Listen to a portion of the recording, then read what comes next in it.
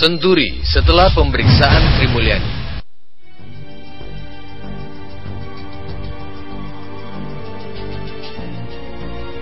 Waktu 3 tahun ternyata tak cukup bagi Komisi Pemberantasan Korupsi (KPK) menuntaskan skandal Bank Senturi. Meski sudah memeriksa ratusan orang termasuk saksi-saksi kunci, KPK tetap bagai terombang-ambing. Yang maju dari pemeriksaan itu hanyalah KPK menetapkan 2 mantan pejabat Bank Indonesia (BI) sebagai tersangka skandal pemberian dana talangan 6,7 triliun rupiah ke Bank Senturi. Mereka ialah Budi Mulya dan Siti Badriah. Meski kemudian diralat, hanya Budi menjadi tersangka.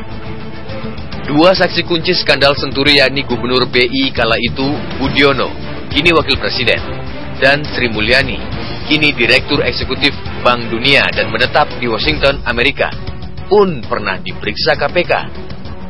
Kini KPK merasa perlu memeriksa lagi Sri Mulyani. Awal Mei, KPK memeriksa Sri Mulyani di Kedutaan Besar Republik Indonesia di Washington. Di tempat sama, KPK juga memeriksa mantan Direktorat Pengaturan Perbankan BI, Wimbo Santoso. KPK mengaku memperoleh informasi baru terkait bailout Senturi setelah memeriksa Sri Mulyani dan Wimbo Santoso. Kita berharap informasi baru itu memang penting untuk mengungkapkan tuntas skandal yang diduga melibatkan tokoh-tokoh di pusat kekuasaan itu. Publik sudah lama menanti ujung kasus Senturi agar tidak diwariskan kepada pemerintahan baru. Kita harus mengakhiri kebiasaan mewariskan perkara yang diduga melibatkan tokoh rezim berkuasa kepada rezim berikutnya. Setelah memeriksa ratusan saksi, publik kini bertanya-tanya, apakah informasi yang didapat KPK tidak cukup bernas untuk membuka perkara Senturi? Informasi seperti apa lagi yang diperlukan KPK agar bisa menjerat tokoh lain dalam kasus yang merugikan negara 6,7 triliun rupiah itu? Kita ingin yakin bahwa informasi baru yang diperoleh KPK dari Sri Mulyani sungguh akan memperjelas sengkarut Senturi. Jangan sampai keterangan Sri Mulyani itu diendapkan lagi sehingga malah kembali membenamkan lebih dalam kasus Senturi. Namun pengalaman sejak DPR mengeluarkan rekomendasi Senturi pada Maret 2010 membuat publik pesimistis Senturi segera beres. Pemeriksaan saksi-saksi dianggap hanya ritual sebagai pertanda bahwa KPK masih peduli pada kasus itu. Di mata publik, perkara Senturi sebenarnya sudah jelas.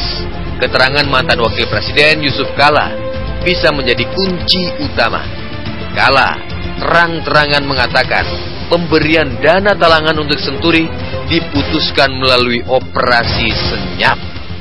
Apalagi Sri Mulyani pun merasa dibohongi Bank Indonesia bahwa Senturi berdampak sistemik.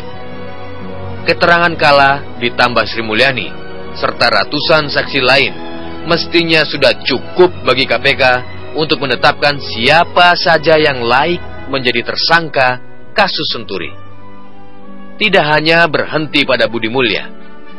Publik tahu bahwa pengambilan keputusan di Bank Indonesia melalui rapat Dewan Gubernur BI yang dipimpin Gubernur BI. Artinya, beban keputusan yang diduga berakibat menyesatkan tidak boleh hanya dipikul Budi Mulya seorang diri. Dewan Gubernur BI seharusnya menanggung bersama. Publik ingin melihat dalam waktu dekat ada langkah komprehensif dari KPK setelah mendapat banyak informasi baru dari Sri Mulyani.